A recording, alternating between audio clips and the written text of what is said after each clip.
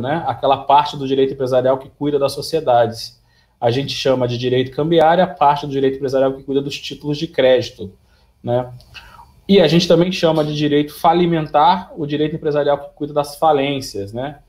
Que é o quarto período que você vai ver no semestre que vem. Boa notícia, né? O empresarial não acaba, tem mais um semestre que vem, brincadeira, né? Então, você tem aí, né, o assunto a ser tratado são os títulos de crédito. O que o direito fez? Ele criou um mecanismo jurídico para melhorar as trocas que os empresários fazem, né? Por isso, câmbio vem de troca, né? Como é que eu faço para melhorar a concessão de crédito realizada nas compras e vendas dos negócios realizados, né, pelos empresários? Então, imagine que você seja um empresário e você venda, né, mercadorias. Pode ser qualquer coisa, geladeira, fogão, carro, não importa. Tem duas formas de você vender isso. Você vende à vista ou você vende isso a prazo, né? A prazo a gente fala a crédito. Você concede crédito para a pessoa, certo? Ela vai te pagar depois. O problema, né, que o empresário tinha é que o crédito era fornecido de forma informal, era fornecido sem respeitar né, a lei não tinha um tratamento especial para o crédito. E a pessoa vendia no... Né, alguém está com o microfone aberto aí, por gentileza, fecha. A pessoa vendia no crédito informal, ou no crédito sem ser o crédito regulamentado pelo direito empresarial, hoje como título de crédito. E aí você tem problema de dificuldade para receber, né? Então imagina, você comprava lá na caderneta né, do fiado, lá no mercadinho, perto lá da tua casa, quando você era criança, né? Muita gente fez isso, né? Esse pessoal mais novo aí talvez não. Eu fiz, né? Então, meu pai tinha lá uma conta num mercado, no bar, né, perto de casa. Aí comprava lá as coisas para pagar no final do mês. Era uma venda a prazo, né? Ou a crédito. Meu pai ia pagar depois quando ele recebia o salário. Qual o problema disso? O problema disso é que não tinha segurança. Se meu pai não pagasse, como é que o empresário lá, comerciante, ia receber? Ele ia ter dificuldade. Por quê? Porque aquilo não estava formalizado. Então a gente vai ver daqui a pouco que a formalização é uma das características, né, que o direito empresarial vai colocar nos títulos de crédito. A formalização é importantíssima. Para quê? Para permitir que esse crédito possa ser cobrado. Então, o direito empresarial vai criar um mecanismo para melhorar a venda a prazo, a venda a crédito, inclusive permitindo que esse crédito possa ser cobrado com mais segurança.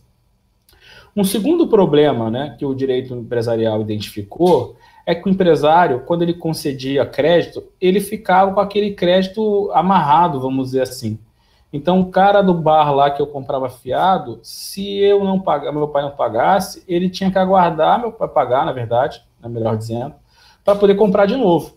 Ou seja, o crédito que ele concedia era até o montante que ele tinha de capital, né, de mercadoria. Acabou a mercadoria, ele, né, não podia mais conceder crédito. É muito comum, inclusive, não sei se você já viu, o pessoal, vendo fiado, mas só tantas mercadorias, só 10 cervejas. Por quê? Porque se ele liberar o crédito à vontade, as pessoas iam comprar e ia acabar com a mercadoria dele e ele não ia ter nem para vender à vista. Então, isso era muito comum acontecer. Então, o segundo problema que o direito empresarial vai resolver com títulos de crédito é a circulação do crédito. Com os títulos de crédito, o empresário pode pegar aquele crédito formalizado através de um título de crédito e pode circular esse crédito. Então, ao invés de meu pai comprar no caderninho, né, sem formalização nenhuma, ele deixa um cheque, ainda que seja pré-datado. A gente vai discutir isso, sobre cheque pré-datado ou não. E esse comerciante pode pegar esse cheque e descontar lá, né, e trocar, e dar aquele cheque como meio de pagamento para o seu fornecedor. Então, quando passa o cara, né, do atacado de bebidas, né, ele poderia, né, pelo menos em tese, fazer o quê? Passar aquele cheque como forma de pagamento, um cheque de terceiro. Ele pode fazer isso. Isso é um ato cambiário, se chama endosso. Então, o título de crédito vai também resolver um segundo problema. Qual é o problema? Né? Da circulação de crédito. Se não existe, né, se não existisse o título de crédito, ele só poderia vender até o tanto que ele tivesse de mercadoria, né? O tanto que ele tivesse de capital. Com o título de crédito, ele consegue multiplicar as suas transações. Por quê? Porque ele vai vender a prazo, vai passar aqueles títulos para outra e depois vai comprar uma mercadoria, vai vender de novo. É mais ou menos o que acontece quando você antecipa um cartão de crédito, né? Hoje você não faz isso? Você tem uma loja, você vai lá e antecipa o cartão de crédito. Então você está descontando aquela venda a prazo para receber a mercadoria logo e comprar de novo. Só tem uma diferença, porque a antecipação de cartão de crédito é contrato, não é direito, não é, né, direito empresarial, não é título de crédito, mas a ideia é a mesma, né? No sentido de você antecipar aquela mercadoria, aquele crédito que foi vendido a prazo, né? Antecipar o pagamento daquele crédito para poder já ter acesso àquele recurso, já poder comprar de novo e negociar de novo. Então, essa é a ideia que o título de crédito vem resolver. O título de crédito são documentos antigos, eles nascem muitos anos, né, atrás. Eles nascem desde a época das navegações, eles nascem desde a época medieval da Europa, em que o comerciante tinha outro problema que o título de crédito também resolveu, que era o problema da segurança. Andar com dinheiro era um problema muito grande. Imagina você atravessar de uma cidade para outra, né, com dinheiro. Eu até brinco, né, sempre uso o mesmo exemplo, já devo ter falado em sala de aula para vocês, a gente gosta do Robin Hood, né? Pelo menos eu gostava. Robin Hood era um ladrão. Isso é ruim, né? Era ruim para o comerciante. Por quê? Porque ele assaltava o comerciante. O comerciante saía da cidade A, ia para a cidade B, comprar mercadorias para trazer de volta e revender na cidade A. Quando ele fazia isso, ele passava pela floresta e era assaltado pelos ladrões, inclusive Robin Hood. Isso, né, é péssimo, não é verdade? Isso é ruim para o comércio. Isso traz insegurança. Então, o título de crédito, quando surgiu, inclusive resolveu esse problema. Qual é o problema? Da circulação em moeda, né? O cheque faz isso. O cheque evita a circulação em moeda. Então, a empresa não quer te dar, sacar aquele monte de dinheiro para pagar os empregados, ela vai lá e paga cada um com cheque. Então, uma outra vantagem dos títulos de crédito é evitar a circulação de moeda, que desde a época medieval já era um problema. Hoje ainda é, né? Continua sendo um problema você andar com um monte de moeda. Então, o título de crédito nasceu também para resolver esse problema, que é evitar a circulação de moeda. Segurança. Então, o que fizeram lá na época medieval? Esse comerciante que morava na cidade A, ao invés dele ir para a cidade B com um monte de dinheiro, imagina, na época nem era nem dinheiro papel moeda, era dinheiro moeda, volumoso, né, complicado você fazer esse transporte. Ele ia até um banco que existia lá na cidade A, ele entregava aquele seu dinheiro, aquelas moedas para esse banqueiro, e esse banqueiro dava para ele uma carta, né, uma carta de troca, que correspondia à quantidade de moedas que ele deu. Então, ele deu moeda para o banqueiro e ele passou a ter um crédito com o banqueiro, concorda comigo? Só que esse crédito poderia ser utilizado em outro lugar. Poderia ser utilizado, inclusive, na cidade B, junto com o banqueiro B. Então, ele poderia atravessar em segurança a floresta, não ia ser roubado, porque o crédito era nominal, imagina um cheque nominal, só pode ser pago a você, não ia resolver, o Robin Hood não ia te roubar, e você ia atravessar em segurança. Quando chegasse na cidade B, o que o comerciante, fazia? Ele ia até o banqueiro da cidade B, apresentava aquela carta em que ele era credor de determinada quantia, e o banqueiro da cidade B trocava aquela carta pela quantidade de moedas, né, ou dinheiro da época, para o comerciante poder fazer suas compras. Então, aquela carta de crédito existe até hoje. Foi a primeira carta de crédito, né, dos primórdios dos títulos de crédito. A carta de crédito, hoje a gente dá um nome um pouquinho diferente, que se chama letra de câmbio, que na verdade só mudou, né, as palavras por sinônimos. Carta virou letra e de crédito, né, de troca, virou câmbio. Então, carta de troca, letra de câmbio. Então, a gente tem um título que a gente usa até hoje, mais de, né, centenas de anos, e que tem essa origem. Origem na Idade Média e origem na troca feita, né, pelo comerciante do seu dinheiro com o banqueiro para poder, né, entre outras coisas, dar segurança e ele evitar usar ou andar com moedas, dinheiro em espécie. Certo? Então, o título de crédito vai resolver vários problemas do mundo empresarial. E o título de crédito foi muito usado até pouco tempo atrás. Até a década de 90, o título de crédito era, né, o documento da vez. Ele era muito utilizado. O que aconteceu na década de 90? Aconteceu várias coisas, né? Você tem o avanço do mundo do consumo, até que foi criado o Código de Defesa do Consumidor, as pessoas passam a consumir mais, você tem um avanço da tecnologia. Então, outros documentos passaram a substituir o título de crédito com até um pouco maior de segurança. Então, imagine, eu sou um comerciante e você vai me dar cheques. Os cheques são seguros, sim, se comparados a uma venda no caderninho que não tem segurança nenhuma. Se comparado a uma venda no caderninho, é muito melhor um cheque. Só que surgiu agora, recentemente, o cartão de crédito. O que é mais seguro para o comerciante? Pegar um cheque ou pegar um cartão de crédito? É mais seguro pegar um cartão de crédito. Nem tanto pelo instrumento jurídico. Até ouso dizer que o cheque tem mais segurança jurídica do que o cartão de crédito. O problema é que a questão do crédito é que você concede o crédito para uma pessoa. Ou seja, o título de crédito é uma concessão pessoal de crédito. Então, o responsável pelo pagamento do título de crédito, no meu exemplo, cheque, é a pessoa que emitiu o cheque, que normalmente é uma pessoa física, que muitas vezes nem tem patrimônio, não dá para você saber se ela tem patrimônio suficiente para poder honrar o pagamento do cheque. É diferente de quando eu, né, empresário, faço um contrato com uma multinacional, né, ou uma grande empresa como uma Visa, uma Mastercard, e essa empresa se compromete a pagar aquela quantia. Ou seja, aquele risco de crédito que estava na mão do comerciante, né, se a pessoa ia pagar ou não, se a pessoa ia ser inadimplente ou não, independente da força da relação jurídica, né, da possibilidade de cobrança, aquele risco de crédito que estava na mão do comerciante, que era de responsabilidade do comerciante, foi assumido pela operadora de cartão de crédito. A operadora de cartão de crédito falou assim, não, pode deixar que eu pago de todo mundo. É óbvio que ela vai cobrar por isso, né? Ela vai cobrar uma taxa para poder transacionar essa relação e vai cobrar uma taxa também para poder assumir esse risco de crédito. Ela vai selecionar as pessoas que ela entende que pode ter cartão de crédito e vai se responsabilizar pelo pagamento. Então, por essa e por outras razões, os cartões de crédito, por exemplo, né, substituíram os títulos de crédito, porque eles se mostraram mais seguros, né, em alguns aspectos, como, por exemplo, esse aspecto da questão da concessão do crédito, da inadimplência. Um outro aspecto também que é muito mais importante, o cartão de crédito é uma transação eletrônica, e a transação eletrônica é mais segura que uma transação física. O que é mais fácil de você fraudar, né? Uma assinatura ou uma senha eletrônica?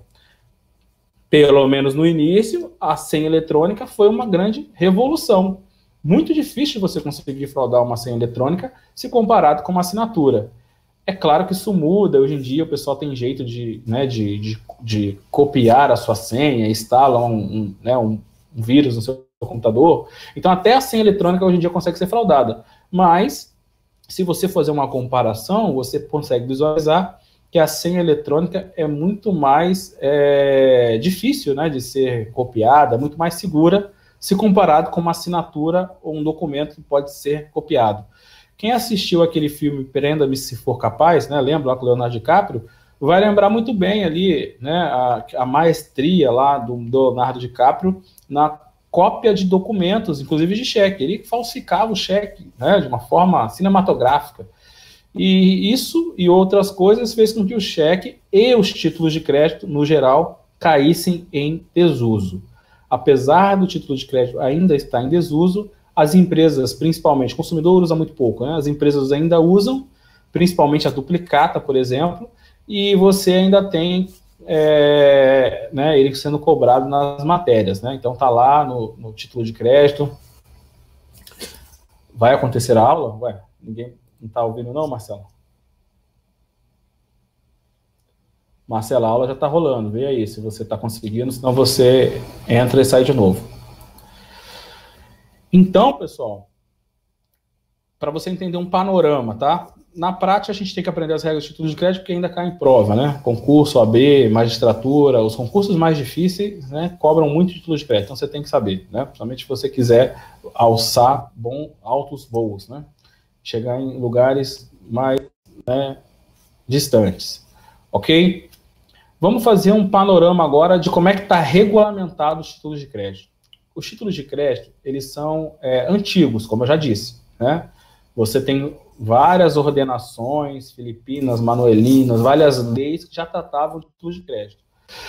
Chegou em determinado momento que a sociedade percebeu que o comerciante ele não respeita fronteiras, não é isso? Então o comerciante negocia, imagina, o comerciante de Portugal vem aqui ou daqui vai para Portugal para comprar. Então eu poderia, né, dar uma nota promissória lá em Portugal e essa nota promissória poderia ter valor lá. Como é que eu faço para isso acontecer? Isso acontece através de um instrumento que se chama Tratado Internacional. Então, muitos títulos de crédito já existem há muito tempo e eles, né, são regulados, inclusive, por tratados internacionais.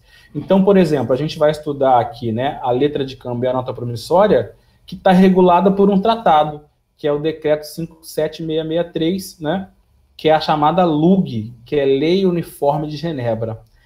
Este decreto, o que ele fez? Ele incorporou no Brasil e em vários, né, países que assinaram, né, esse tratado internacional, uma norma uniforme, uma lei uniforme sobre letra de câmbio, que é um título de crédito, e nota promissória, que é outro título de crédito.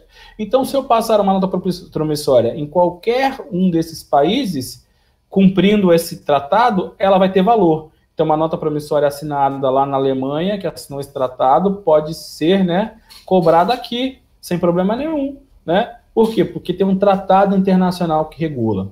Da mesma forma que a letra de câmbio, né, e a nota promissória estão reguladas nesse tratado internacional, tem outras leis que regulam outros títulos de crédito, né, como a lei do cheque, como a lei da duplicata. Ok? Olha só que interessante. Eu tenho várias leis que tratam, né, do título de crédito, que são as leis esparsas, e eu tive uma mudança muito importante no direito empresarial em 2002. Né? Você já deve ter ouvido falar, se foi meu aluno, com certeza eu falei. O que aconteceu em 2002? A gente teve o advento, né, do novo Código Civil.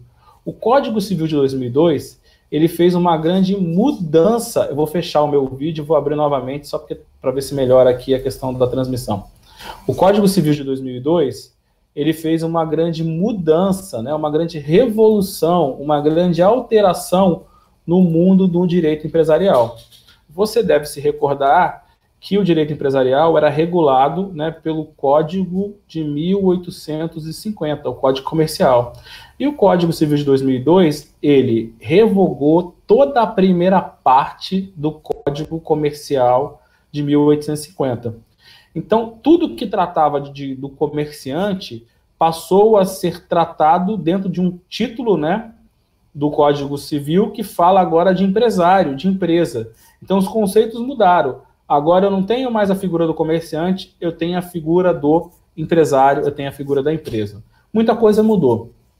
Inclusive, o Código Civil de 2002, ele fez o quê? Ele trouxe um capítulo, né, só para tratar de títulos de crédito. Você já sabe que o legislador ele não é muito técnico. Você já sabe que o legislador, às vezes, ele erra, às vezes ele faz coisas que depois a gente tem que resolver. Aqui foi uma delas. Olha só que interessante, né? O legislador, ele trouxe um capítulo de títulos de crédito. Então, se você abrir o seu Código Civil aí, né, a partir do artigo 800 e... Deixa eu achar aqui para te falar direitinho. Abre o seu Código Civil aí para você poder acompanhar. Você vai ver que tem um capítulo só sobre títulos de crédito, a partir do artigo 887 em diante. Só que esse artigo, ou esse código, né, ou esse trecho do código, melhor dizendo, só serve para cair na prova. Por quê? Porque o próprio código, apesar de regular os títulos de crédito, né, no Código Civil, ele diz que o código só vai ser aplicado naquilo que não houver legislação especial. Então, vamos dar uma olhadinha aí no artigo 903, se eu não me engano, deixa eu confirmar aqui, isso, 903 do Código Civil. Abre aí seu Código Civil para você acompanhar junto. O que diz o artigo 903? Tá com o código aí? Agora não tem desculpa que esqueceu em casa, né? Aí tem um lado bom que é difícil carregar, que é pesado e tal, como vocês falam em sala de aula. Professor, é muito pesado levar o código para o estágio, não sei o quê. Vamos lá, então. 903. Salvo disposição diversa em lei especial, regem-se os títulos de crédito pelo disposto nesse código. Então, vamos lá. Tem lei especial tratando do cheque? Tem. Então, vai reger por esse código? Não. Vai reger pelo que está na disposição diversa. Tem lei especial tratando sobre duplicata? Tem. Então, vai reger por esse código? Não. Vai reger pelo que está na lei especial. Tem lei especial tratando, né, sobre letra de câmbio, nota promissória? Não. Então, vai reger o quê? Pela lei especial. Então, pessoal, na prática, o que a doutrina entendeu, né? Como é que foi a saída que eles resolveram? Só, tem títulos de crédito que são chamados títulos de crédito nominados ou também enumerados ou ou próprios, né? Que são aqueles que têm a legislação própria. Eles vão ser cuidados por lei especial. E outros títulos que possam vir a ser criados, né? Porque a lei, o código faz essa permissão, né, de criar outros títulos. Eles vão se utilizar o Código Civil. Isso é só uma teoria, né? Na prática, ninguém vai criar outro título porque ninguém usa o título original, né? Mas é só uma teoria para fins de prova. Se na sua prova eu vim falando assim, o título criado, né, por lei especial, o título próprio, o título nominado, você tem que lembrar que são aqueles que estão regulados já por lei especial. Se a expressão for uma expressão genérica, como o título inominado, ou seja, sem nome, né? Aqui são os títulos sem nome, lá são os que têm nome.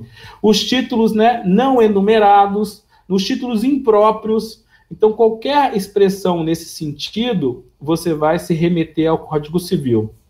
Na prática, a maioria dos dispositivos são até iguais, né? Então, muita coisa que a gente está aqui está exatamente igual está na lei especial. Tem um ou outro dispositivo, como, por exemplo, quando a gente fala do aval, que é diferente do Código Civil, que é diferente da lei especial. Então, isso vai fazer a diferença. Então, quando a gente fala do aval, eu vou dizer para você, ó, o aval no Código Civil está desse jeito. E o aval no código, na lei especial está daquele jeito. Então, neste caso, é importante eu saber qual o título de crédito que eu estou me referindo. Por quê? Porque a disposição é diferente. Tá? A gente vai trabalhar isso, é importante você entender essa diferença do Código Civil, né, dos títulos inominados, dos não enumerados, dos títulos nominados ou enumerados, que são aqueles que têm lei especial. Basicamente, a única coisa que cai em prova em relação a isso é a questão do aval, que é diferente. E tem algumas outras questões, como, por exemplo, né, o conceito que tem aqui no código que a gente vai acabar usando. Mas é importante você saber que existe um capítulo no Código Civil que trata de títulos de crédito, e é importante você saber que ele, né, vai funcionar para os títulos que ainda vão existir, ou que a doutrina chama de títulos, né, não enumerados, ou não relacionados, ou que estão em lei especial. Isso é muito importante você saber, tá? Então, de novo, o direito cambiário ele vai ser majoritariamente regulado por legislação especial. Cada título de crédito que a gente vai estudar uma lei própria. Até aqui alguma dúvida?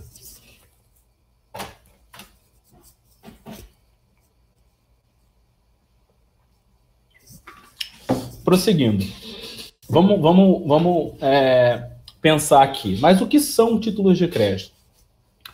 Num conceito simples, títulos de crédito são documentos que representam uma relação de crédito. Isso é um conceito simples, tá? Dá para você entender. Imagina, pensa num cheque, né? E pensa nessa ideia. O cheque não representa uma relação de crédito? Você foi lá e comprou mercadoria na minha loja. Boa noite. Boa noite. Boa noite. A minha internet está caindo toda hora. Essa aula vai ser gravada, professor? Está sendo gravada, Anderson. Faz o seguinte, já tentou entrar e sair de novo? Também, professor? Já tentou fazer isso? Entrar e sair de novo? Aham. Em vídeo também, professor? A aula está sendo gravada em vídeo. Inclusive, se alguém quiser gravar, né, grave, por favor, porque né, eu tentei gravar a aula de ontem e não deu certo. Hoje de manhã eu gravei, então pode ser que essa dê algum problema. Tá? Então, se alguém puder gravar também depois e disponibilizar, eu agradeço. Tá bom? Eu estou gravando, mas eu estou pedindo para alguém gravar também para a gente poder ter um backup, né, em caso de algum problema. Tá bom? Ok. Obrigado, hein? E aí depois a gente coloca lá no grupo, aí quem gravar, coloca no grupo, por gentileza, lá o link para todo mundo poder estudar. Tá bom, Anderson? Tenta... Ok, professor, obrigado. Hein? Tenta sair de novo, entrar de novo. A Laísa está gravando. Ótimo, Laísa. Depois, por gentileza, você disponibiliza, por favor. Tá bom? Acho que a maioria está ouvindo, então vou prosseguir. Se a maioria falar que não está, aí a gente tenta voltar aqui de novo, fechar o meu para ver se melhora. Aí, o que eu estava dizendo? Estava trabalhando com vocês a figura do conceito. Um conceito genérico, um conceito básico, é um conceito que diz que o título de crédito representa um documento que representa uma dívida. Bom, então pensa, você vai lá na minha loja e compra mercadoria. E eu passo a ser seu credor.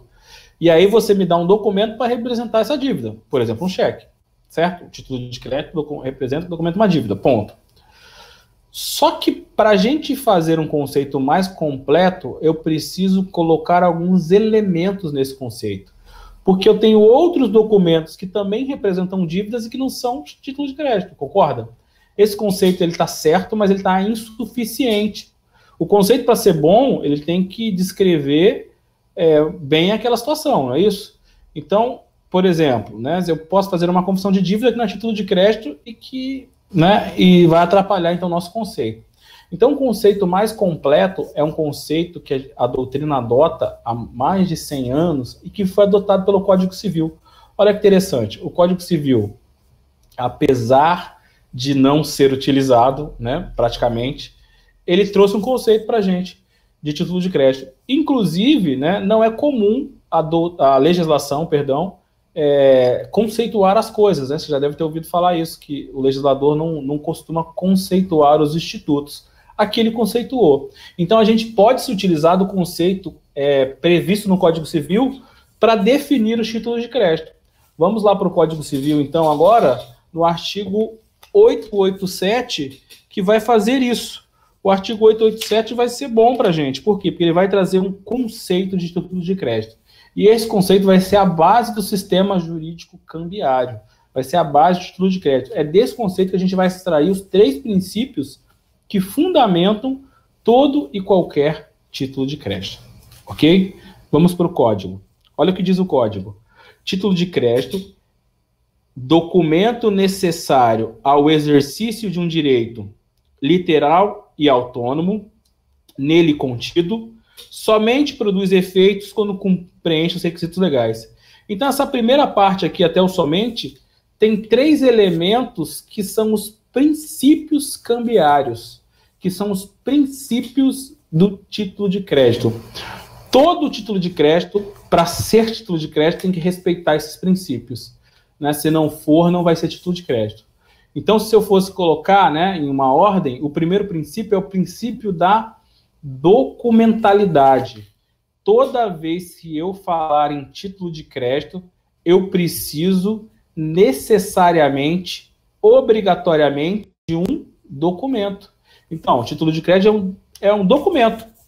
Documento. Ou seja, cheque não é um documento? É. Nota promissória, já viu? Não é um documento? É. Letra de câmbio é um documento? É. Eu posso ter um título de crédito sem documento? Não. Certo? Porque o primeiro pilar, a primeira requisito, o primeiro princípio que tem que ser respeitado é a existência de um documento.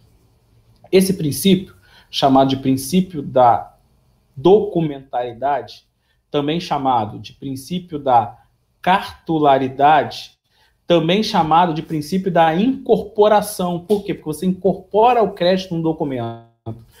Isso significa dizer que todo título de crédito tem que ter um documento. É claro que na origem, quando foi criado, eu tinha uma relação de crédito antigamente, que era verbal, sem documento nenhum, lembra? Lá, eu ia lá e comprava lá no bar perto de casa, sem documento nenhum. Agora, para ser título de crédito, eu preciso formalizar um documento. Na origem, foi pensado num documento físico, né? Porque era o que existia à época. Hoje em dia, a gente já permite, por exemplo, duplicata, a lei de duplicata permite a duplicata eletrônica. Ou seja, hoje em dia, quando eu falo de documento, eu falo de formalização. E não necessariamente é física, pode ser eletrônica, por exemplo, a duplicata eletrônica. Mas na sua origem, na sua constituição, se falava em documento físico, pensava-se em documento físico. Hoje você aceita o documento eletrônico. Por exemplo, a lei de duplicatas expressamente prevê essa hipótese. Então a gente tem, primeiro princípio, é o princípio da documentalidade, ou o princípio que diz que eu preciso de um documento para ter um título de crédito, ok? Vamos para o segundo princípio, é o princípio da literalidade. Então diz o código, é o documento necessário ao exercício de um direito literal.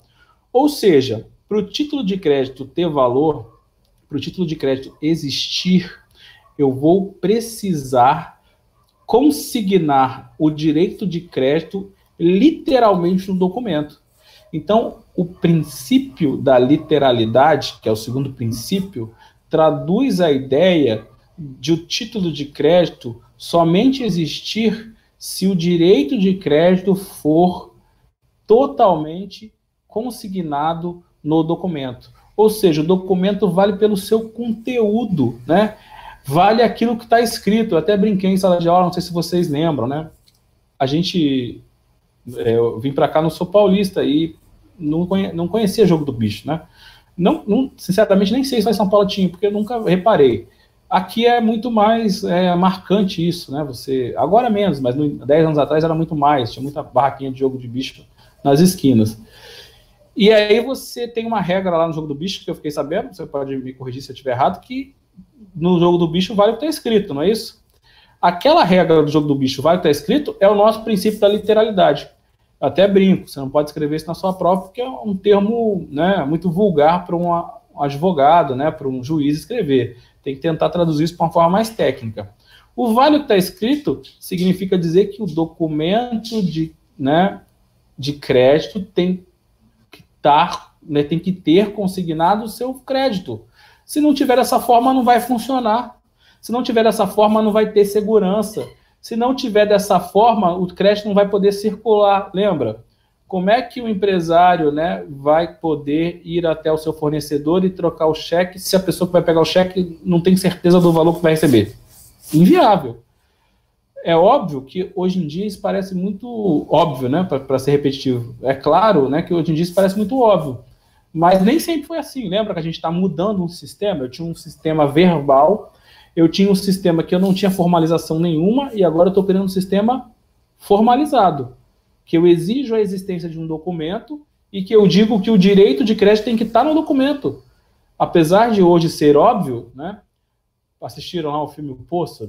Lembrei deles agora, é bem engraçado, assista. É pesado, mas é muito bom. Faz você refletir um pouco sobre a sociedade. Isso hoje é óbvio, mas tem que lembrar que a gente está pensando em 1800, né, e alguma coisa, em 1910. Eu tenho que pensar em outro momento, em que os documentos não eram tão óbvios, em que os documentos não eram tão importantes, os documentos não eram tão imprescindíveis. E depois a gente passou a adotar os documentos como imprescindíveis. Ok? Então, pessoal, o segundo princípio é o princípio da literalidade, que traduz a ideia que o título de crédito, né, vale aquilo que tem no seu conteúdo. Ou ainda, o direito de crédito tem que estar consignado na cártula. Vale o que está escrito, como dizem lá no Jogo do Bicho. Esses dois princípios são os mais simples, né? Inclusive o mais difícil de cair em prova. O que cai mais em prova, e que é mais interessante, é o terceiro princípio, que é o princípio da autonomia. O que diz o código, né? Necessário ao direito literal e autônomo nele contido. Então, o código diz que todo título de crédito, pensa no cheque, pensa na duplicata, né? Tem um direito autônomo ali contido. Ou seja, a relação jurídica cambial, a relação de título de crédito é uma relação que autônoma. Essa autonomia vai ser uma grande sacada do direito empresarial.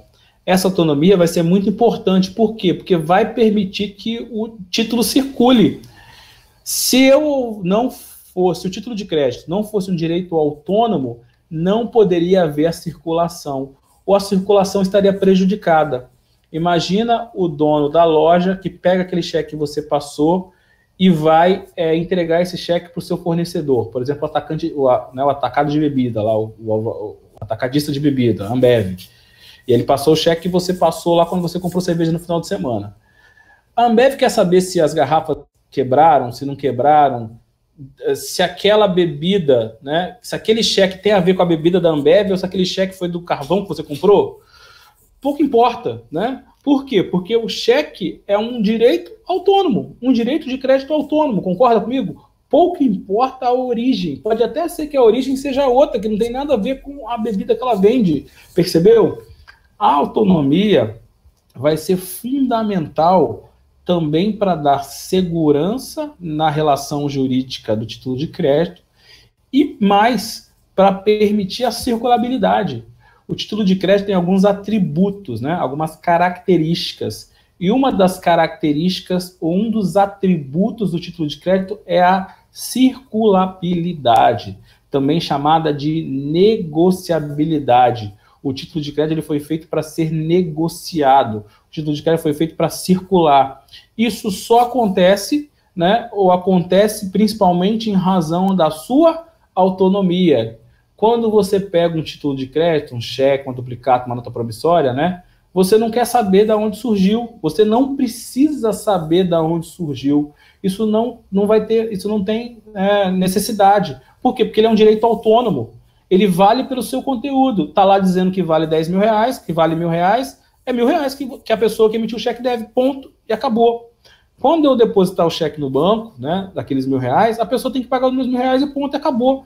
Eu não preciso saber qual foi sua origem. Por quê? Porque é um direito autônomo. É um direito autônomo. Isso é muito importante.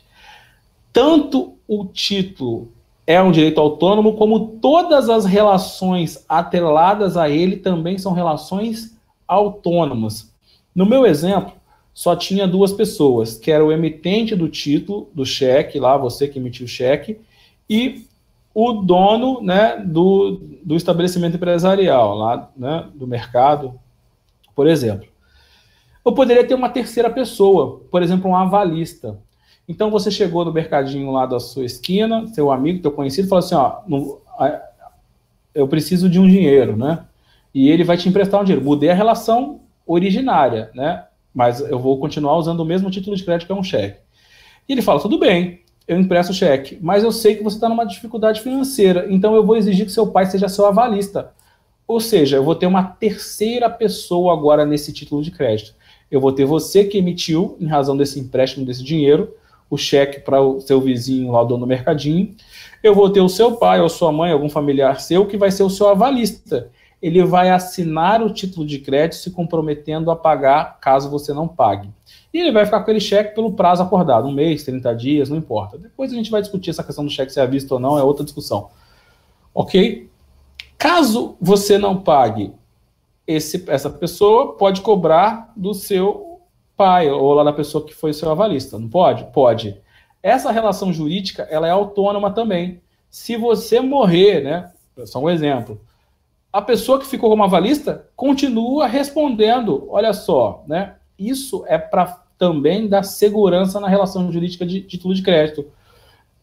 Eu ouso dizer, os títulos de crédito são mais seguros que outros instrumentos de direito, né? Por exemplo, vamos comparar com a fiança, né?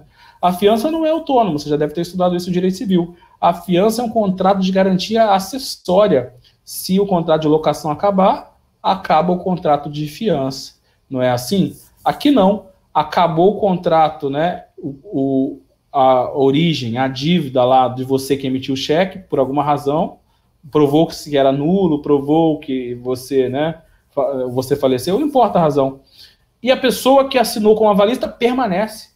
Então, essas relações são autônomas. Então, a autonomia vai traduzir, né, essas duas situações. A primeira situação, que é com relação à autonomia entre a origem da relação jurídica, não é isso? A relação jurídica concreta com relação à relação jurídica nova, cambiária. Então, quando eu emito o título de crédito, eu consigo observar duas relações jurídicas. né? Uma relação jurídica inicial, que deu origem à emissão do título de crédito, e uma relação jurídica nova, chamada de relação jurídica cambial. Essa relação jurídica é autônoma. É essa relação jurídica que vai poder circular, inclusive. Você emitiu um cheque, no meu segundo exemplo, porque você fez um empréstimo, essa relação jurídica concreta.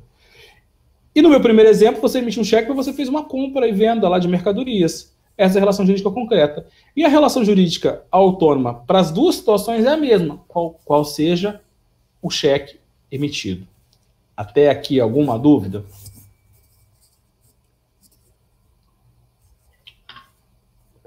O que a doutrina fala? Que eu posso olhar essa autonomia de duas formas, de dois ângulos. Eu posso olhar a autonomia como se fosse uma moeda de duas faces. Eu posso olhar a autonomia como, né, com dois subprincípios. Tem doutrina que coloca separado, diz que é um outro princípio, e tem doutrina a qual me filio, que entende que é um subprincípio. Ou seja, a autonomia pode ser vista de duas formas, de dois ângulos, tem subcaracterísticas. Mesma coisa uma moeda. Moeda é moeda, mas a moeda não tem cara, não tem a coroa. A cara é igual a coroa? Não, a cara é uma coisa, a coroa é outra, mas ambos formam a moeda. Então, autonomia, você já sabe o que é, mas eu vou olhar duas características diversas, diferentes, que eu tenho na autonomia. A primeira característica é a característica da abstração. Então, a gente vai dizer que existe um subprincípio, que é o subprincípio da abstração. O princípio principal era o princípio da autonomia, e o subprincípio é o princípio da abstração, que é essa característica, vamos dizer assim, né, da autonomia. O que é abstração? A gente já até comentou. A abstração, qual é a primeira? Vamos lá. A autonomia, primeira, né, tem três princípios. Cartularidade, literalidade e autonomia. E o terceiro princípio, que é a autonomia, eu vou subdividir em dois subprincípios. Qual é o primeiro que a gente está vendo agora? É o subprincípio da abstração. Ok? Foi aí? Então, o subprincípio da abstração é uma característica, na verdade, da autonomia. Eu vou olhar para a autonomia e vou ver assim, tá, o fato dessa relação jurídica ser autônoma também denota, também traduz, também demonstra a ideia que essa relação jurídica ela é abstrata. Se a relação jurídica nova, a relação jurídica do cheque, é abstrata, é porque eu tenho uma outra relação jurídica que é diferente, que é a concreta. Então, a relação jurídica de compra e venda, a relação jurídica de empréstimo, que deram origem ao cheque, são as chamadas relações jurídicas concretas. E a emissão do cheque é uma relação jurídica autônoma. Ou seja, eu tenho um subprincípio abstrata. Eu tenho um subprincípio da abstração, que significa dizer que esse título de crédito ele é abstrato em relação à origem concreta. Então, de novo, o princípio, né, ou subprincípio da abstração, nada mais diz que essa relação jurídica cambial do relação jurídica o quê? Abstrata. A relação jurídica, né, abstrata significa dizer que é uma relação jurídica. O que é uma coisa abstrata? É uma coisa criada, é uma coisa pensada, é uma coisa que a gente inventou, não é isso? O direito empresarial inventou e o empresário adotou. Então, a relação jurídica, né, cambiária é uma relação jurídica abstrata. Então, eu posso dizer que tem um subprincípio decorrente da autonomia que traduz a ideia, ou demonstra a ideia, ou tem a ideia da abstração, ou tem a ideia da ficção, ou tem a ideia da criação. E realmente é isso, né? Quando a gente fez aquela compra e venda, ou quando a gente fez aquele empréstimo, eu poderia ter feito o meu crédito com você de outras formas. Poderia não ter nem utilizado o título de crédito. Poderia ter feito um contrato de confissão de dívida. Eu poderia ter feito, né, por exemplo, nada, né? Você poderia ter ficado no fiado, poderia ter ficado no verbal. Eu poderia ter passado um cartão de crédito lá na maquininha dele para pagar depois? Poderia. Eu resolvi consignar isso em uma relação jurídica inventada, fictícia, abstrata, que é a relação jurídica cambial. Ok? Então, o subprincípio da abstração traduz essa ideia. qual é a ideia? Que a gente tem uma relação jurídica criada, abstrata. Ok? Até aqui, alguma dúvida? Existe um segundo subprincípio. Só o nome que é difícil, mas a ideia é mais simples ainda, né?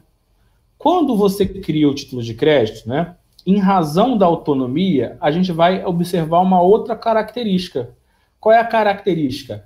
A característica que o pagamento desse título de crédito, ele deve ser feito a quem de direito, a quem for o credor, a quem for o portador, desde que ele seja um portador de boa-fé, independente de qualquer coisa. Então, imagine, você deu o cheque lá para a loja, lá para o mercadinho, de uma compra que você fez. Esse mercadinho passou esse cheque lá para a Ambev. A Ambev vai depositar, você não tem que pagar? Tem. Por quê? Porque essa relação jurídica é autônoma e pouco importa quem é o credor. O credor depositou, você tem que pagar. Essa é a regra do jogo. Isso acontece por quê? Porque você não pode se opor ao pagamento. Você não pode se recusar ao pagamento. Por quê? Porque esse documento é autônomo, não é isso? E o credor tem direito a receber. Então é uma consequência lógica da autonomia. É um desdobramento da autonomia. O credor tem o direito a receber. Por quê? Porque ele é um terceiro de boa-fé. Então, se ele tem o direito a receber, você, como devedor, emitente do título de crédito, no caso do cheque, não pode o quê? Se opor ao pagamento. Vou transferir essa ideia em que você não pode se opor ao pagamento em um nome mais técnico, em um nome que representa um princípio que se diz isso. Então, a lei diz que o princípio que diz que você, devedor de um título de crédito, não pode se opor ao pagamento é o princípio da inoponibilidade. É só um termo técnico difícil, né? Chatinho, mas a ideia é muito simples. Princípio da inoponibilidade. É o princípio que diz que o devedor não pode se opor. Inoponibilidade, né? Até engasga a gente falar, né? Inoponibilidade. O subprincípio é o subprincípio da inoponibilidade. O que você não pode opor? Nenhum questionamento. Lembra lá no processo civil que você levanta questionamentos lá? Ah, você quer que o juiz não julgue aquela causa porque ele não é o juiz competente territorialmente. O que você levanta? Você não argui uma questão de incompetência? Então, você não vai poder se opor a uma... né, a gente vai traduzir essa questão, né, também, vou usar o mesmo termo, melhor dizendo. É inoponibilidade de exceções a terceiro de boa-fé. O nome da peça que você usar no processo civil não é uma exceção de competência? O que é uma exceção? É um questionamento. Um questionamento que você levanta para o juiz dizendo que ele não pode julgar aquele processo porque ele é incompetente. Não é isso? Não é o juiz que tem atribuição para julgar aquela causa. A gente usa o mesmo termo, né, jurídico. Inoponibilidade de exceções a terceiro de boa-fé. Ou seja, o devedor de um título de crédito não pode se opor ao pagamento, né, em relação a terceiros de boa-fé. Isso eu traduzo num princípio chamado de princípio da inoponibilidade de exceção a terceiros de boa-fé. Tá? É óbvio que se esse cheque foi passado, né, por uma coação, esse cheque não deveria ser passado. E aquele, né, imagine, você teve o cheque furtado e alguém passou esse cheque. Aí o dono do mercado sabe e ele pega e passa para um terceiro. Se esse terceiro não tiver, né, se a pessoa que tiver com o cheque não souber da origem do vício, ele não está resguardado.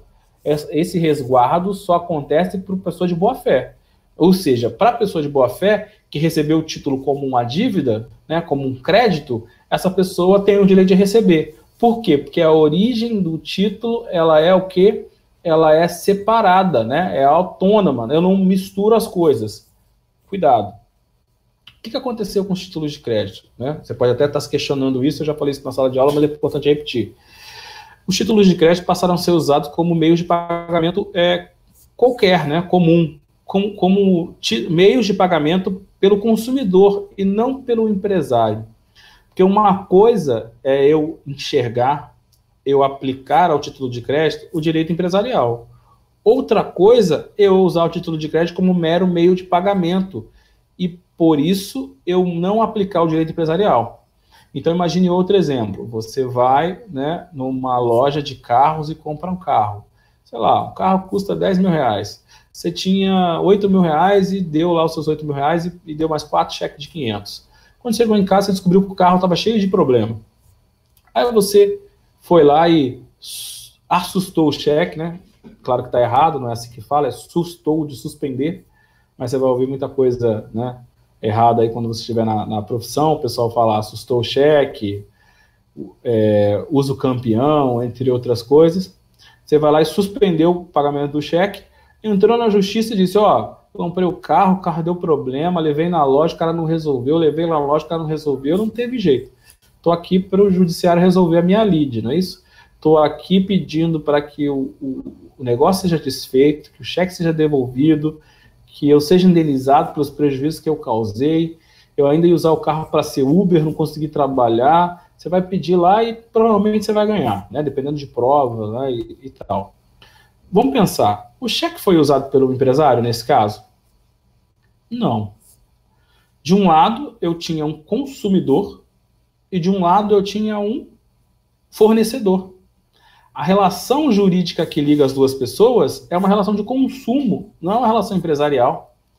Relação empresarial é o empresário, né, que contrata, né, com a Ambev, por exemplo, pega uma geladeira emprestada no contrato de comodato. Isso é uma relação empresarial. Por mais que eu seja um pequeno empresário e a Ambev seja uma grande empresa, mas ainda assim é uma relação empresarial. Por quê? Porque aquela geladeira emprestada é um insumo da minha atividade. Então, essa relação aqui vai ter o tratamento do direito civil e do direito empresarial. As partes são iguais, lembra disso, né? Então, apesar de o Código Civil trazer a boa-fé e alguns princípios, né, que a gente aplica hoje para o direito civil, mas a presunção é de pacta sunt servanda, não é isso? É de partes iguais. Então, se eu estou numa relação empresarial e eu emito um cheque, eu sei que o cheque é um título de crédito, eu sei que um cheque é autônomo e eu sei que o cheque pode circular, e se circular, eu tenho que pagar pelo princípio da imponibilidade. Não é o que aconteceu no meu exemplo. No meu exemplo, o cheque foi passado como um mero instrumento de pagamento. Você é juiz e você vai decidir essa causa. E aí você vai pensar, aquela pessoa é um empresário? Não, ela é um consumidor. Ela nem sabe que o cheque é isso. Então, como é que eu vou exigir que ela aceite isso, que ela cumpra essa regra? Ou seja, pague o cheque para depois questionar. É claro que se numa relação empresarial houver algum problema, né? Imagine que você comprou mercadorias da Ambev e a Ambev emitiu duplicatas. Você tem que pagar as duplicatas. Por quê? Porque a duplicata já foi para o banco e o banco vai cobrar. Eventualmente, você pode ter algum vício na relação jurídica original, que você pode, inclusive, entrar com uma ação? Pode, mas essa ação vai ser contra a Ambev, não contra o banco que descontou a duplicata. Percebeu a diferença? Isso é outra coisa. Então, você, no caso concreto do carro e do cheque, você não pode... né? Aliás, o de juiz, perdão, ele vai abrir mão de aplicar o direito empresarial, pela simples razão de que quem usou o título, apesar de ser um título de crédito, né, ele não foi usado como título de crédito. Né? A pessoa não sabia que era título de crédito. Não era empresário. E, portanto, ele foi usado como um mero meio de pagamento. Então, eu não posso aplicar. O que o juiz vai aplicar? Vai deixar de lado o Código Civil, vai deixar de lado a lei especial, no caso, né, que é uma lei especial do cheque, e vai aplicar o cheque como um mero meio de pagamento para resolver esse problema, né, nessa questão da autonomia. E vai permitir dizer que a sustação foi correta, vai provavelmente indenizar, devolver o seu dinheiro, provavelmente vai indenizar dano moral, talvez até em dano material, a depender de prova. Por quê? Porque ele vai aplicar o Código de Defesa do Consumidor. E se o fornecedor, não é isso? Lá o cara é um fornecedor de um produto, de um serviço. Não comprovar que ele deu todas as informações, não é isso? É direito básico do consumidor, está lá no CDC para você. Se o fornecedor não comprovar que ele tem que provar, existe o ônus da prova invertido no direito do consumidor, lembra disso? Que ele tentou arrumar o carro, que não era um vício oculto, ou qualquer coisa do gênero, para ele poder se livrar desse problema, ele vai ser condenado, sim, com base principalmente no Código de Defesa do Consumidor. Deu para perceber a diferença? Porque muitas vezes quando a gente fala assim de cheque, o pessoal fica, né, pensando nessa hipótese. É muito comum, então, hoje em dia, o que aconteceu a partir da década de 90? As pessoas começaram a consumir em massa, inclusive por isso que foi criado um Código de Defesa do Consumidor. Então, o título de crédito começou a ser, o cheque, perdão, né, principalmente o cheque, começou a ser usado como meio de pagamento. Então, esses atributos que o cheque tinha não são vistos, que eram os atributos importantes, interessantes, né, legais, vamos dizer assim, do título de crédito. Se perderam. Por quê? Porque não era visto como título de crédito. Então, o cheque caiu em desuso, entre outras razões, além da questão da falsificação, da assinatura, que a gente comentou, né, da concessão do crédito para uma pessoa física, porque um dos atributos principais que ele tinha não era utilizado, porque a pessoa que usava não era empresário. Deu para perceber? Né? Isso é muito interessante, isso é bom. Todo título de crédito, então, tem esses atributos, que são o quê? São características. Vimos os princípios, né? Só para revisar. Princípio da cartularidade, princípio da literalidade, princípio da autonomia e os dois subprincípios, da abstração e da inoponibilidade e exceção à terceira de boa-fé. E agora eu vou falar dos atributos. O que são atributos? Atributos são características do título de crédito. Como eu já disse, o título de crédito foi feito para circular. Então, um dos atributos é a circulabilidade.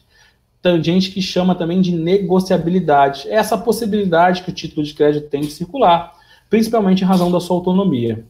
Um segundo atributo muito importante, que vai dar muita força aos títulos de crédito, é o fato do título de crédito ser um título executivo extrajudicial. Agora eu preciso que você faça uma revisão, né, uma lembrança das suas aulas de processo civil. O que são títulos executivos?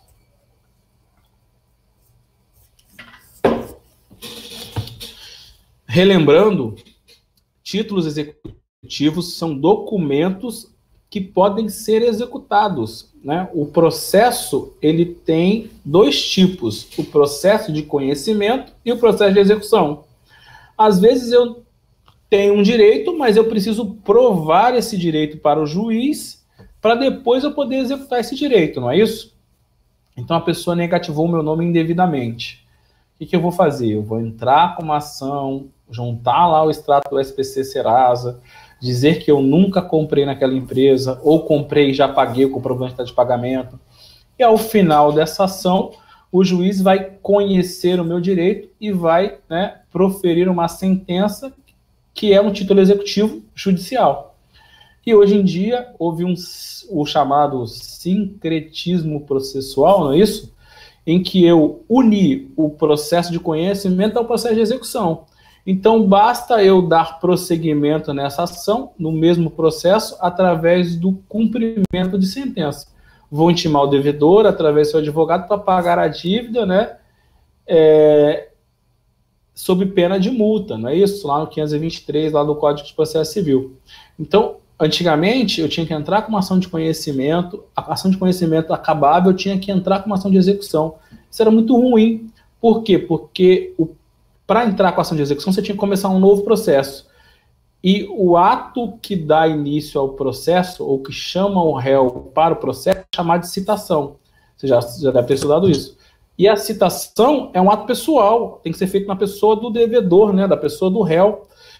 Então, imagine, você citava a pessoa por ação de conhecimento, acabava, você tinha que citar ela para ação de execução. O que eles faziam? O réu sabia que estava devendo, o que ele fazia, né? O devedor sumia, né? Era difícil citar, tinha dificuldade de citar. Era demorado, porque era citação pessoal.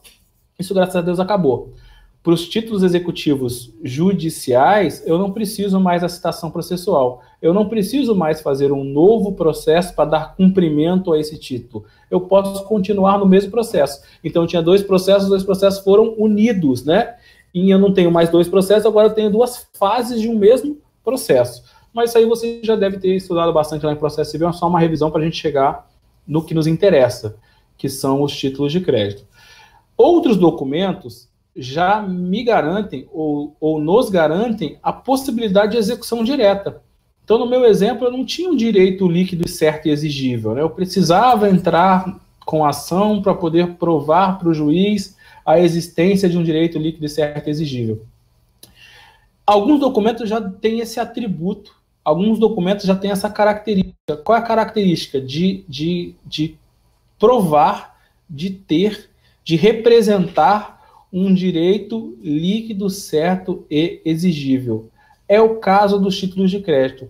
Você de posse de título de crédito, você não precisa entrar com uma ação de conhecimento. Você pode mover diretamente uma ação de execução, que é muito melhor, né? A ação de execução você intima o devedor para quê? Para pagar a quantia em 3 dias. Então, o objetivo da ação de execução é o que? É constranger o devedor a pagar aquela dívida. É, né, intimar ele para pagar, e caso ele não pague, você se socorre do judiciário para atingir o patrimônio dele. Fazer penhora online na conta, penhorar veículos, caso ele tenha, ver se ele tem imóveis, entre outros meios de execução. Então, você de posse de um título executivo, né, extrajudicial, você não precisa fazer aquela primeira fase do processo de conhecimento e vai direto para a segunda fase. Na verdade, é um processo único de execução. Você vai lá e intima o devedor para pagar. O que é melhor? Ter lá um documento, né, uma confissão de dívida, que não é título executivo, ou ter um título executivo, ter um cheque, ter uma duplicata, ter uma nota promissória. É óbvio que é muito melhor você ter um título executivo, né? No caso, extrajudicial, produzido fora do judiciário. Por quê? Porque esse título pode ser executado. Então, uma outra característica, né, também chamada de atributo do título de crédito, que é muito importante, é a sua executoriedade. Então, o segundo atributo do título de crédito que é muito importante é a executoriedade. O que é a executoriedade? É o atributo que diz que o título de crédito são títulos executivos, né? Ou seja, o credor de um título de crédito pode cobrar imediatamente a dívida, pode executar imediatamente a dívida, pode mover uma ação de conhecimento. Isso vai dar força para o título de crédito, concorda? Então, a pessoa que pega, né, esse título de crédito, ela tem mais uma vantagem. Qual a vantagem? Poder cobrar esse título imediatamente. Não ter que passar por toda uma ação de conhecimento, em que o devedor é intimado para se defender, em que a pessoa vai fazer réplica, que vai produzir provas, e o juiz vai dar uma sentença, da sentença cabe recurso, e vai para o tribunal para rever. Então, imagina quanto tempo você ganha. Numa vara, né, lenta, como aqui a vara de Madureira, a vara da Barra, vai demorar 3, 4 anos, ou até mais, para você julgar uma ação de conhecimento. Então, olha como é que é importante você ter um título de crédito executivo. Até aqui, alguma dúvida? Então, segundo atributo muito importante dos títulos de crédito é a sua executoriedade, ok? Negociabilidade, né, ou circulabilidade e a sua executoriedade. Títulos de crédito são títulos executivos. Está lá no Código de Processo Civil. Agora o CPC mudou, se eu não me engano, é 700 e alguma coisa.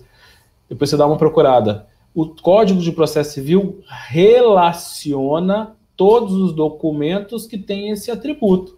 Então, lá tem contrato com 2 testemunhas, por exemplo, né? Contrato particular com 2 testemunhas. Por que a pessoa faz um contrato de locação e põe 2 testemunhas? É para as pessoas irem lá e testemunhar para o juiz que houve a locação? Não, o contrato é suficiente para isso. Na verdade, aquelas testemunhas são ou servem para dar executoriedade no contrato. Uma escritura pública, né, também é um título executivo extrajudicial. Então, se você fizer um divórcio, né, amigável, que agora pode ser feito, não tiver filhos menores, e você pode fazer isso por escritura pública, não é isso?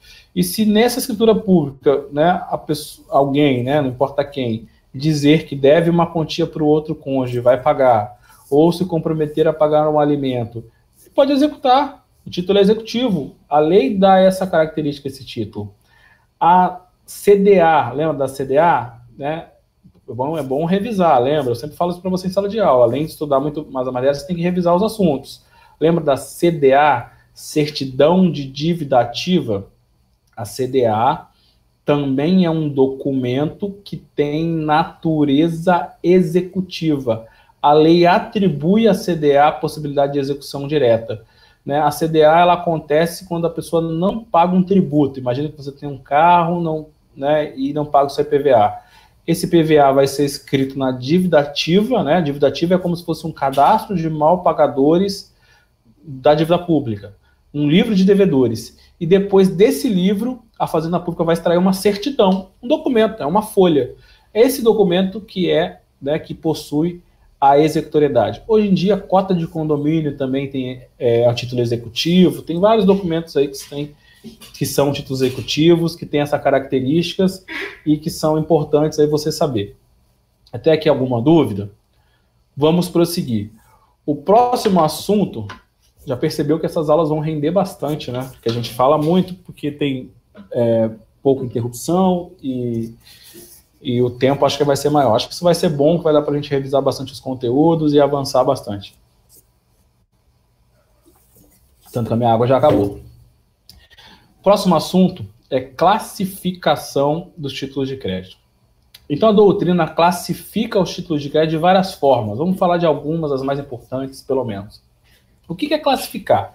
É olhar para o título de crédito e ver seus atributos, não é? Quando eu estou em sala de aula, eu falo, vamos classificar a sala? Como? Aí quem classifica escolhe os atributos, né, que interessa.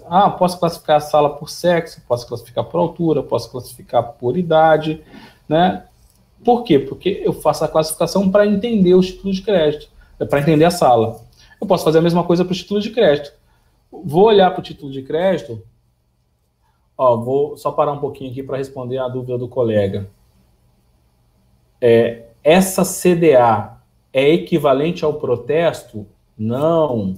Protesto é uma coisa e CDA é outra coisa. A gente vai estudar o protesto aqui em Direito Empresarial. 3. É um dos assuntos, protesto. O que é protestar? Protestar é eu apontar que alguém descumpriu uma obrigação.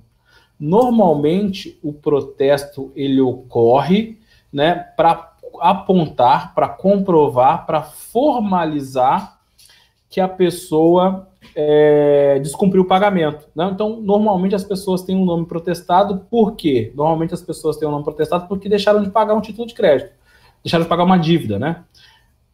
Vou além. O protesto serve tanto para os títulos de crédito como para a dívida, tem protesto de dívida. Então, normalmente o protesto que a gente conhece, que a gente vê, que alguém recebeu uma cartinha do cartório, foi o protesto de dívida. A pessoa deixou de pagar uma conta, o cartão de crédito, alguma coisa, e teve seu nome protestado. O que o banco fez? Ele foi lá no cartório e disse que a pessoa não pagou aquela dívida e negativou aquela dívida perante o cartório de protesto. Eu tenho como negativar a dívida perante o cartório de protesto e também tem outros meios, como, por exemplo, a SPC e Serasa. Então, de novo, para você entender, a lei criou, antes de existir a SPC e Serasa, que é relativamente recente, o SPC e Serasa surgiu com o advento do Código de Defesa do Consumidor. O Código de Defesa do Consumidor que permitiu que os fornecedores organizassem bancos de inadimplentes ou cadastros de inadimplentes, que de certo modo até favorece o consumidor, né? Porque se eu não estou com o meu nome no cadastro de inadimplente, significa teoricamente que eu sou um bom pagador e a pessoa pode me fornecer crédito com uma taxa de juros menor. Então isso foi para ajudar também o consumidor. Hoje a gente está em outra fase, que a gente fala em cadastro positivo, ou seja, não só controlo quem deve, ou controlo também quem paga, como paga, é outra fase do banco de cadastro. Então vamos lá. O SPC Serasa surgiu com o direito do consumidor, para regulamentar, né, esse cadastro de inadimplentes. Antes de existir o SPC Serasa, a forma de você negativar as pessoas era só através do cartório de protesto. Então, toda vez que alguém ficasse devendo uma dívida, né, ou um título de crédito, esse credor poderia ir lá e registrar essa falta de pagamento. Então, existe um cartório, que é o cartório de registro de protesto, que faz isso, né, que, entre outras coisas, faz o registro, o apontamento, a comprovação que a pessoa não pagou. Vamos pensar num caso concreto, né? Imagine que eu pegue um dinheiro emprestado do João e, em razão desse empréstimo, eu emito uma nota promissória de R$10.000 para pagar daqui a 60 dias. O João fica com a nota promissória por alguns dias e aí o João, no meio do caminho, é cobrado pelo Pedro. E aí ele fala assim, não tenho dinheiro, Pedro, mas eu tenho essa nota promissória aqui do Medina, você aceita? Aceito. E aí ele endossa aquela nota promissória para o Pedro. Na data do vencimento, quem é o credor? O Pedro. então o Pedro vai vir até mim para me cobrar. A gente vai estudar ainda, mas você vai precisar saber disso agora, que este ato de transmissão da nota promissória do João para o Pedro se chama endosso. E uma das consequências do endosso é fazer com que o João também seja responsável pelo pagamento. Então, em outras palavras, quando chegar o vencimento, o Pedro pode cobrar do Medina, né? E se o Medina não pagar, pode cobrar do João, não é isso? Medina emitiu o título para o João, que emitiu para o Pedro. Na data do vencimento, o Pedro vai cobrar do Medina, ok? Só que o Pedro também pode cobrar, né, do João, caso o Medina não pague. Vamos pensar no caso concreto. Como é que o Pedro vai provar para o João que eu não paguei? O protesto serve para isso. A gente usa o protesto mais como uma forma de inadimplemento, né? De negativação, melhor dizendo, do nome. Mas o protesto tem essa principal função: provar que a pessoa não cumpriu a obrigação. É uma prova negativa, né? Já estudou isso em processo civil? Não tem como você provar que a pessoa não fez uma coisa. Não dá para fazer isso, né? Como é que eu provo que a Casa Bahia não negativou o meu nome, né? Assim, é difícil fazer isso. Aliás, como é que a Casa Bahia é complicada, né? Esse tipo de prova. É a chamada prova difícil de se fazer. Muitas vezes não dá para fazer. Eu até poderia presumir ou pensar, se o Pedro está com um título na data do vencimento, é porque o Medina não pagou. É uma presunção, mas eu posso questionar essa presunção. Por quê? E se o Pedro não apresentou? Ele vai estar com o título e eu também não paguei, percebeu? Então, para que o Pedro possa cobrar do João, a lei exige que haja o protesto. O que é o protesto? É o envio desse título para o cartório, e o cartório vai formalizar a falta de cumprimento da obrigação. Então, no caso concreto, venceu o título, o Pedro veio até o Medina não pagou. O que o Pedro vai fazer? Vai até o tabelião, né, o cartório de protesto. O tabelião vai emitir uma notificação, uma cartinha, tanto para o Medina quanto para o João, que são os devedores do título, e vai dizer assim nessa cartinha: se vocês não pagarem o título, né, em 3 dias, eu vou protestar. O protesto nada mais é ter um registro, né? É um cadastro de não pagadores. Aí o tabelião formaliza o protesto. Imagina, antigamente era assim, era um livro, né? Livro de protesto. Abria lá um livro, uma página, e dizia, nesta data, apesar de devidamente notificado, conforme comprovante número tal, nem o João, nem o Medina vieram pagar no prazo legal. Ponto. Né? E registro isso.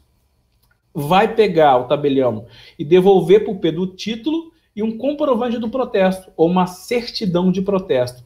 Então, essa certidão de protesto, né, e esse protesto vai ficar efetivamente registrado, depois você vai ter como ter consulta, né, esse banco de dados. Então, de novo, hoje, por exemplo, o SPC e o Serasa, eles consultam os cartórios de protesto para saber se a pessoa tem uma dívida protestada. Porque a dívida protestada equivale a uma dívida negativada, porque significa dizer que a pessoa não pagou do mesmo jeito. Então, se você tirar uma SPC Serasa, você vai ver que tem um campo que está lá, cartório de protesto, ou protesto, alguma coisa assim. Porque a pessoa vai ver que a pessoa não teve o nome negativado no SPC Serasa, mas teve o nome protestado no tabelião, que é a mesma coisa. Na verdade, né, é quase a mesma coisa. O tabelião ou o protesto surgiu, inclusive, antes. E tem a mesma função, comprovar o não pagamento de uma dívida. Então, voltando no meu exemplo, o Pedro agora tem um título não pago e devidamente protestado. Ele pode fazer o quê? Mover a execução competente. Tanto em relação ao devedor principal, que é o Medina, tanto em relação ao devedor secundário, que é o João. Para ele mover a ação, a gente vai ver isso depois, por isso que eu estou falando rápido, não se preocupe, a gente vai voltar nesse assunto. Em relação ao devedor secundário, né, que foi aquele que endossou, que é o João, é imprescindível o protesto. O protesto é obrigatório. Em relação ao devedor principal, que sou eu, o protesto é facultativo. Então, meu amigo, né, não sei se deixa eu pensar aqui na sua pergunta, ver se eu conseguir responder. O protesto é um procedimento que, inclusive, a CDA pode ser protestada.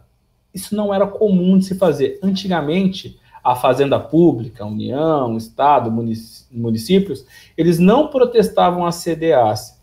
Como o protesto se tornou muito importante, inclusive o protesto compartilha dados com a SPC Serasa, hoje em dia até a CDA está sendo protestada. Então, de novo, a CDA é o documento que comprova que, né, que a Fazenda emitiu dizendo que você deve uma dívida para ela. E o protesto é um mecanismo de comprovação da dívida. Antigamente não se protestava a CDA, hoje se protesta. Então, se você, por exemplo, deixar de pagar umas custas judiciais, o cartório não vai executar, porque o valor é muito baixo. O que ele faz? Ele protesta. Para que ele faz o protesto? Para negativar o seu nome. Porque o protesto não só é um meio de comprovação que você não pagou, mas ele também vai indiretamente negativar o seu nome. Por quê? Porque as pessoas consultam o cartório de protesto e consultam o SPC Serasa, que tem um convênio com o cartório de protesto, para ver se a pessoa paga suas contas, para poder conceder crédito. Então, quando você protesta uma dívida, né, seja ela através do título de crédito, ou seja através da CDA, né, você vai ficar com seu nome negativado também. Vamos ver se eu consegui responder. Foi aí, Maurício, perdão. Conseguiu entender a diferença? Então, a CDA é um documento emitido pela Fazenda Pública representando uma dívida que você tem. E o protesto é uma negativação, entre aspas, indireta daquela dívida.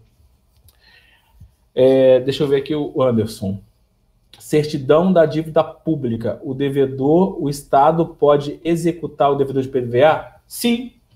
Né? Se você dever IPVA e o Estado quiser, ele pode executar. Na prática, o que acontece? As procuradorias da Fazenda Nacional, Estadual e Municipal emitem normas dizendo que o procurador da Fazenda só vai executar dívida acima de 20 mil reais, por exemplo. Né? Então, a União tem certeza que é 20 mil. Se a dívida for abaixo de 20 mil... Oi, diga. Nesse segmento, a Fazenda Pública, né, ela pode entrar com penhora no patrimônio? Pode. Né? Pode. Né? A execução é obrigar o devedor a cumprir a dívida. Como é que ela vai fazer isso? Com todos os meios disponíveis.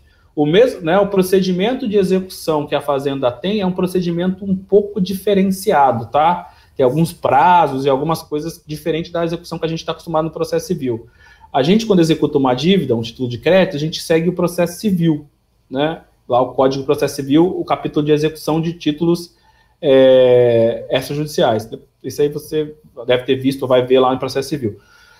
E quando a Fazenda Pública vai executar, ela tem uma lei própria, que inclusive a gente, né, entende que é uma lei mais dura contra o devedor, que é a Lei 6.830, que é a Lei de Execução Fiscal. Na prática, ambas as coisas são iguais, né? Ou seja, eu executo a dívida, eu obrigo o devedor a pagar. Na prática, ambas as coisas têm essa função. Só que uma tem um procedimento próprio no Código de Processo Civil e outra tem outro procedimento numa lei específica, que é a Lei 6.830. Depois você dá uma pesquisada, que é a Lei de Execução Fiscal. Então, o Estado pode sim executar uma CDA decorrente do não pagamento de IPVA. Na prática, ele faz isso? Não. Como eu estava dizendo. O que as procuradorias fazem, né? Imagina o trabalho de você ter um procurador, né, para fazer isso para uma dívida de R$2.000, de R$1.000.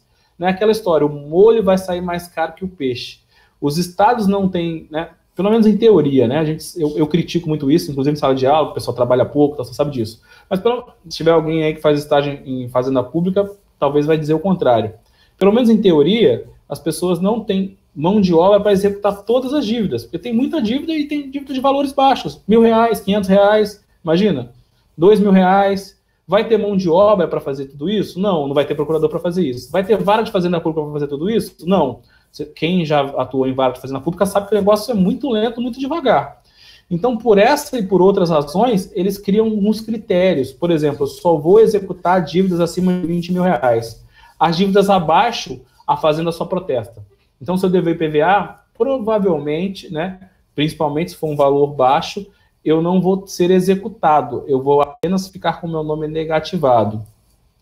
É o que acontece quando o pessoal, por exemplo, falta audiência. Cuidado, hein, pessoal, muito comum. O tribunal está protestando agora, né, as dívidas de custas judiciais do pessoal que falta audiência.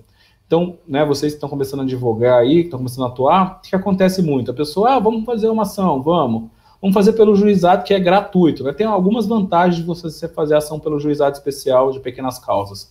A primeira vantagem é que é mais rápido, não é isso? Então, em 6 meses, 1 ano, dependendo do juizado, você já tem uma sentença, eventualmente até um pagamento. Para quem está começando a advogar é ótimo, porque você precisa de dinheiro no início para poder pagar suas contas, e o juizado vai trazer essa rapidez para você. Se você for mover a mesma ação numa vara civil, vai demorar 2, 3, 4, 5 anos. Então o pessoal opta por fazer pelo juizado. A segunda vantagem de fazer pelo juizado é que você não tem preocupação com custas, né?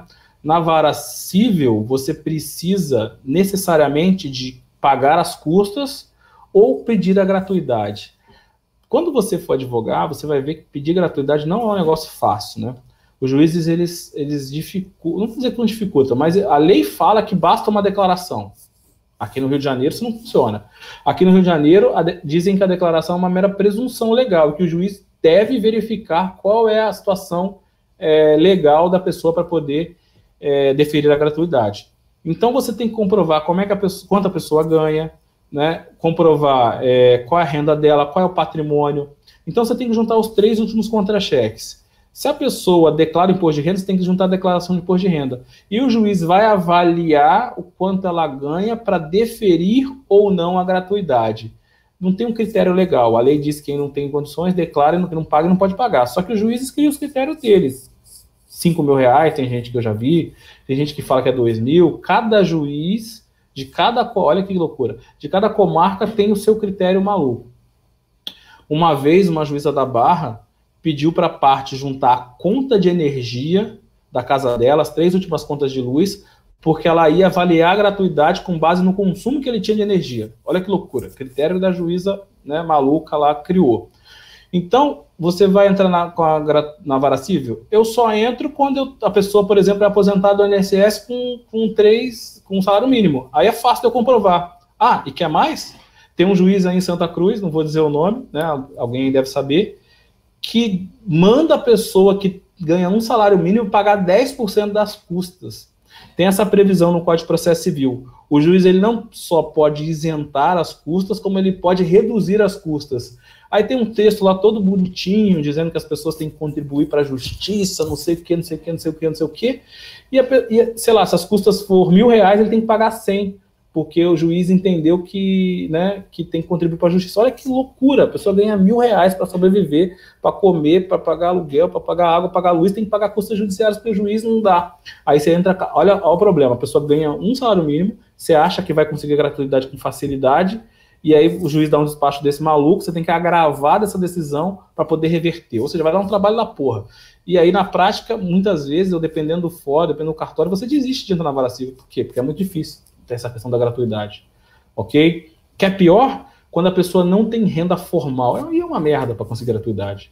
Tem gente que a pessoa que tem um Uber, a pessoa que tem um negócio na sua casa, a pessoa que não declara imposto de renda, não tem contra-cheque. Como é que ela vai provar quanto ela ganha?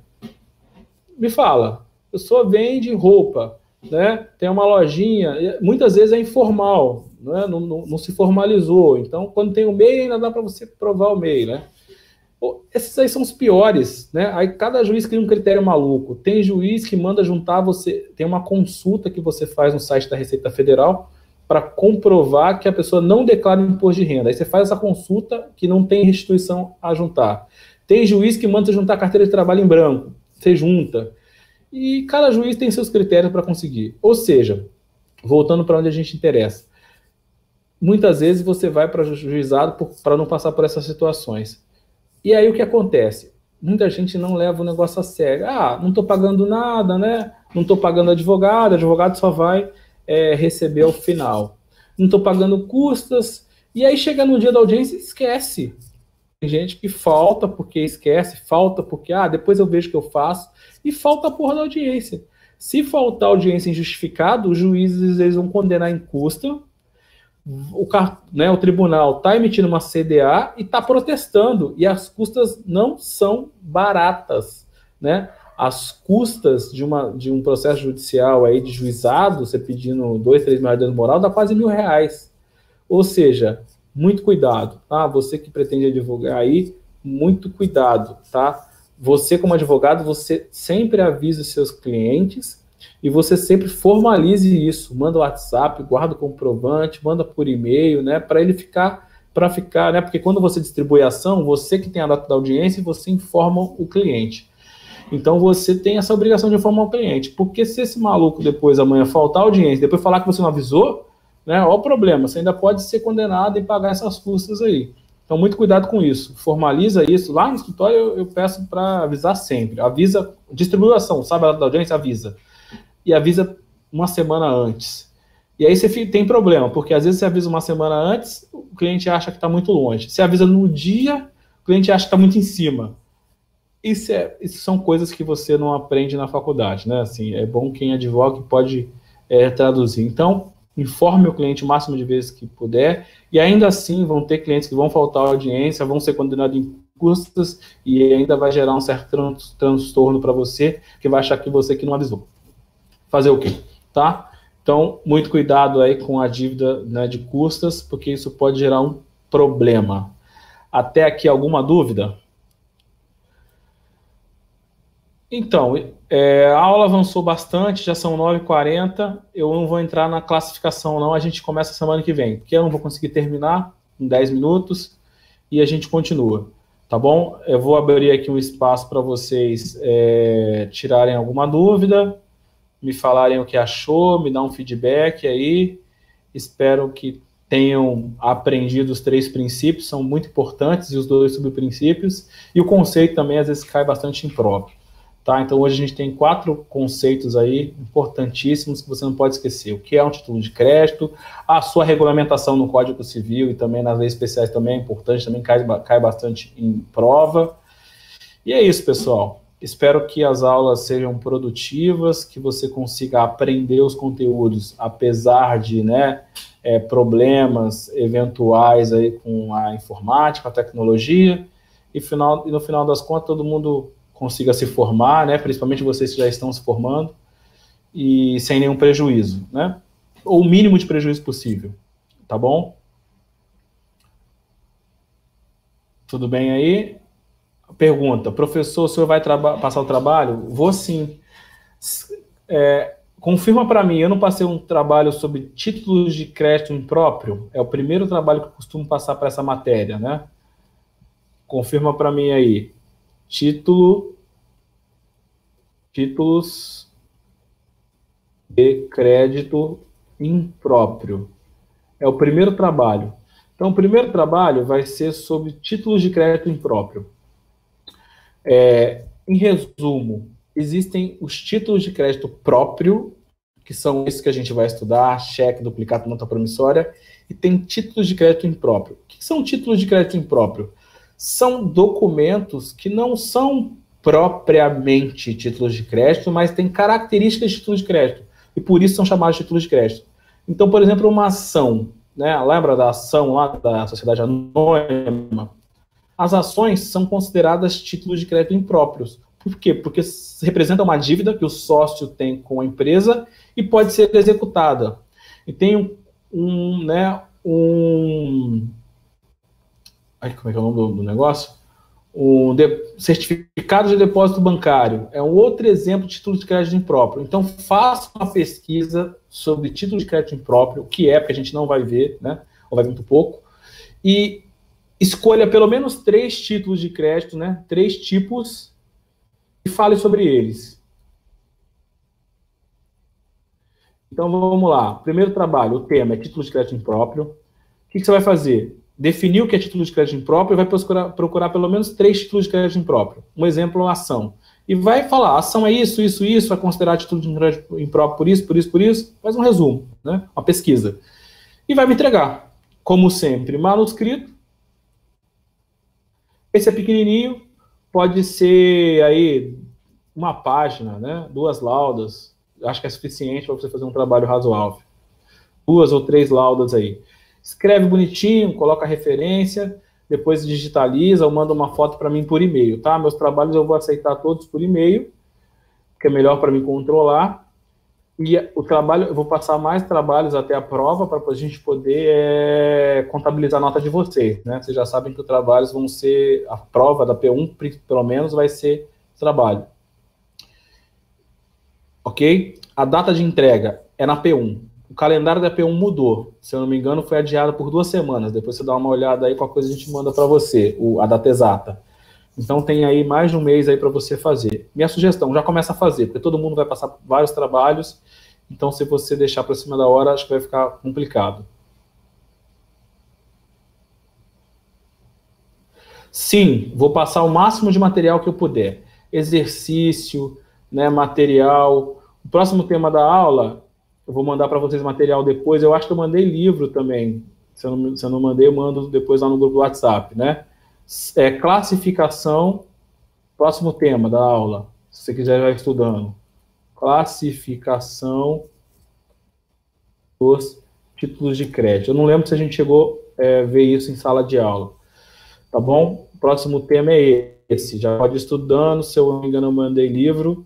E vou ver se eu consigo fazer uma apostila, exercício. O objetivo é a gente encher vocês de conteúdo para vocês aprenderem o máximo de coisa que puder e não ter nenhum prejuízo aí, principalmente na OAB, no ENAD. Esse é o objetivo, tá? Além desses contatos semanais que a gente vai ter aqui no horário de aula, tem um grupo lá, ou então, se você preferir, pode me chamar no particular, e eu estou, né, respondendo todo mundo. A nossa vida está uma loucura. Tenho 12 turmas só de grupo de aula, eu tenho 12 grupos, né? Imagina. Mas, né, vamos superar e todo mundo vai conseguir aí a resolver. Então, se eu demorar um pouquinho para responder, ou se eu não ver no grupo, você me manda no particular, que é por causa disso. Porque eu tenho 20 grupos agora aqui, ou mais. Eu já tinha vários grupos da faculdade, um cada unidade, um geral, mais grupo de amigo, mais grupo de motociclismo, mais não sei o quê, agora mais 12 grupos de alunos. A gente está trabalhando bastante, mas para poder trazer conteúdo para vocês, tá bom? Vou tentar fazer a apostila assim, eu acho que eu já mandei da primeira aula, e na medida do possível aqui, que o meu tempo permitir, eu vou mandar. De qualquer forma, eu já mandei livro, tá bom? Então, tenta dar uma olhadinha nos livros também, que são até melhores que as apostilas, tá bom? Depois só me lembra, então, que eu mando no grupo lá o livro para você. Oi, eu acho que eu mandei o livro no Sigur, não foi? Tá no Sigur, né, professor? Mandei o livro no Sigur, tá. Mas depois eu jogo no grupo lá, só me lembra. Tá. Professor, nós estamos fazendo a tua matéria, não somos do 5º período. Não tem problema. Alguém poderia aí nos salvar o nosso número aí, que a gente vai deixar para o grupo da matéria do senhor? Anderson, você me chamou aí, não chamou? Pode me mandar lá que eu te mando o link. E aí você manda para todo mundo do 5º período. Tá ok, professor. Obrigado, hein? Tá bom? Pessoal, mais alguma dúvida? Quem não tiver no grupo, eu vou mandar para o Anderson, que é do 5º período. Se tiver mais alguém aí que não seja do 5º, que tem alguma dificuldade de conseguir o link do grupo, pode me chamar no WhatsApp, estou colocando o número aí, tá bom? Aí eu mando o link para vocês. Mais alguma dúvida? Gostaram da aula? Tá conseguindo aí superar, apesar dos problemas?